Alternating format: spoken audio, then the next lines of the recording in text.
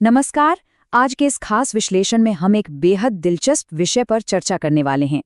हम पश्चिम बंगाल के चुनावों में हुए एक ऐसे ऐतिहासिक और पूरी तरह से अप्रत्याशित उलटफेर की परतों को खोलेंगे जिसने सबको हैरान कर दिया। बिना किसी राजनीतिक पक्षपात के हम सीधे उन स्रोतों, जमीनी रिपोर्टों और दिलचस्प आंकड़ों पर बात करेंगे जिन्होंने बरसों से चली आ रही पुरानी धारणाओं को पूरी तरह पलटकर रख दिया। तो चलिए इस सफर की शुरुआत करते हैं।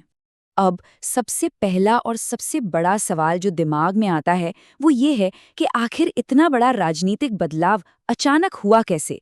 सारी स्थापित उम्मीदों को धता बताते हुए बीजेपी ने टीएमसी के खिलाफ इतने भारी बहुमत का अनुमान कैसे हासिल कर लिया। चलिए इस पूरी गुत्थी को सुलझाते हैं।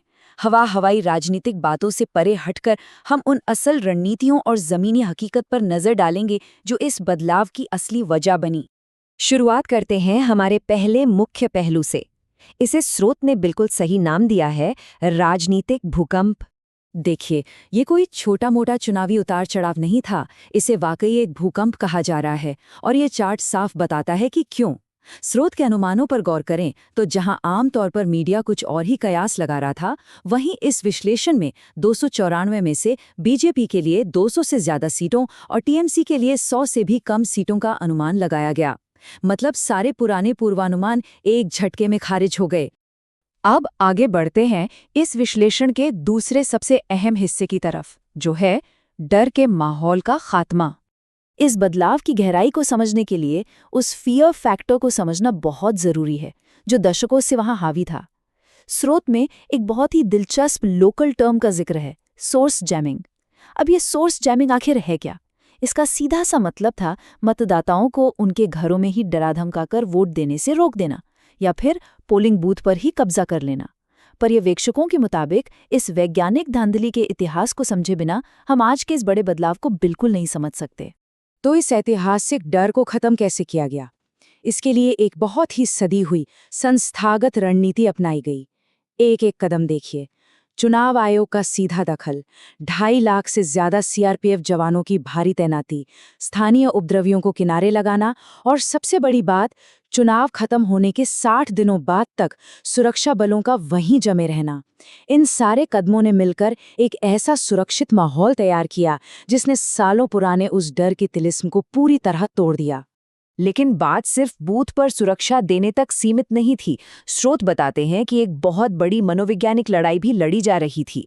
सत्ताधारी पार्टी के कभी न हारने वाले अजय होने की जो इमेज थी, उसे तोड़ने के लिए एक गजब का विस्पर कैंपेन यानी कानाफूसी का अभियान चला। मैसेज साफ था, सरकार बनाने के लिए जादुई आंकड़े की जरूरत नहीं है। इस एक परसेप्शन ने उन तमाम लोगों के मन से झिझक निकाल दी जो पहले किसी भी बदलाव का साथ देने से घबराते थे। सच में ये एक मास्टर स्ट्रोक था। मनोविज्ञान की बातों से अब सीधे हार्ड डेटा पर आते हैं।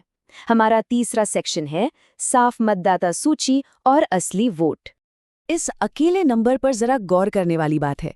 6.3 मिलियन यानी 63 लाख मतदाता।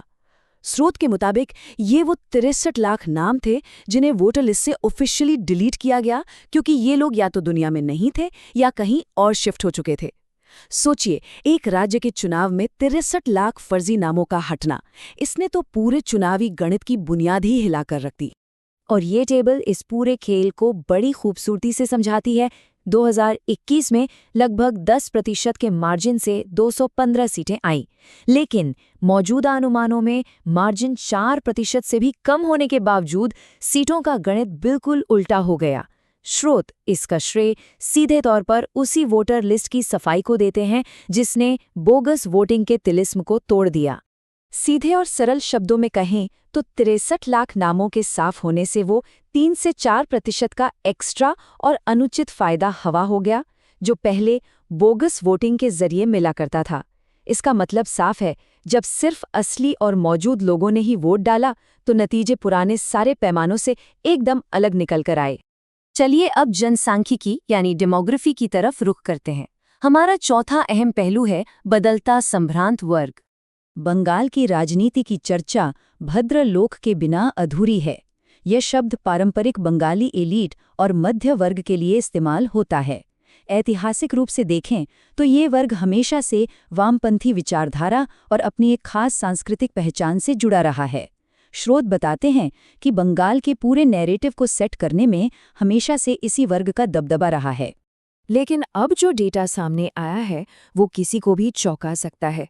स्रोत के मुताबिक कोलकाता में टोटल फर्टिलिटी रेट यानी कुल प्रजनन दर 1 से भी नीचे जा चुकी है। आसान भाषा में इसका मतलब है कि वहां की आबादी तेजी से बूढ़ी हो रही है और युवाओं की संख्या सिकुड़ती जा रही है। और इस डेमोग्राफिक बदलाव ने एक बहुत बड़े वैचारिक बदलाव को जन्म दिया है। स्क्रीन पर ये तुलना साफ दिखती है। जो भद्रलोक पहले सांस्कृतिक सर्वोच्चता और एक तरह के राजनीतिक रोमांटिसिज्म में यकीन रखता था, स्रोत का दावा है कि आज वही वर्ग गहरी आर्थिक चिंताओं से घिरा है। बच्चों का रोजगार के लिए बाहर जाना और अपने भविष्य को सुरक्षित करने की होड़ ने इस पूरी आबादी को एक बड़ा राजनीतिक यू टर्न लेने पर मजबूर कर दिया। और अब आते हैं इस विश्लेषण के शायद सबसे निर्णायक और असरदार हिस्से पर, भत्ते नहीं बल्कि आकांक्षाएं। बात हो रही है महिला मतदाताओं की। पर्यवेक्षकों ने इस चुनाव में महिलाओं की वोटिंग प्राथमिकताओं में एक गजब का शिफ्ट नोट किया है। पहले जहां नकद पैसे या मुफ्त की योजनाएं वोट खींचने का सबसे बड़ा हथियार हुआ करती थीं, वहीं इस बार कहानी बदल गई। स्रोत बताते हैं कि महिलाओं ने इस बार उन चंद रुपयों के ऊपर अपने परिवार की पक्की आर्थिक सुरक्षा, बच्चों के लिए रोजगार और खेती किसानी से जुड़े स्थायी समाधानों को चुना। ये वाकई एक बहुत बड़ा माइंडसेट शिफ्ट था। और इसके पीछे के कारण भी बिल्कुल स्पष्ट हैं। बढ़ती महंगाई के आगे वो छोटे-मोटे कैश भत्ते बिल्कुल नाकाफी साबित हो रहे थे। स्रोत ने कुछ बहुत ही तीखी सच्चाइयों का जिक्र किया है, जैसे युवाओं में भयंकर बेरोजगारी और कृषि में इतना गहरा संकट कि आलू उगाने वाले किसान तक अपनी फसलें छोड़ने पर मजबूर हो गए। इन सब ने मिलकर शॉर्ट टर्म फ्रीबी कल्चर को खारिज कर दिया और लोग स्थायी समाधान की तरफ मुड़ गए। इन तमाम दिलचस्प और बड़े बदलावों के बीच विश्लेषकों ने एक बहुत ही सकारात्मक भविष्यवाणी भी की है। उनका मानना है कि जैसे जैसे राज्य का ये राजनीतिक माहौल सामान्य और संतुलित होगा, चुनाव के बाद होने वाली उस ऐतिहासिक हिंसा की संस्कृति पर भी हमेशा के लिए लगाम लग जाएगी। किसी भी लोकतंत्र के लिए ये सच में एक बहुत बड़ी और राहत भरी खबर हो सकती है। तो इन सारी स्रोतों, डेटा और ज़मीनी हकीकतों को खंगालने के बाद आखिर में एक बहुत बड़ा सवाल हमारे सामने खड़ा होता है। क्या ये ऐतिहासिक उलटफेर पश्चिम बंगाल की राजनीतिक संस्कृति में किसी स्थायी बदलाव की शुरुआत है? क्या ये सिर्फ एक चुनाव का नतीजा भर है या फिर राज्य के भविष्य की एक बिल्कुल नई सुबह? ये सवाल निश्चित तौर पर हमें आगे और ज्यादा सोचने और समझने पर मजबूर करता है। खैर, आज के इस गहन विश्लेषण में बस इतना ही। हमारे साथ जुड़ने के लिए बहुत बहुत धन्यवाद।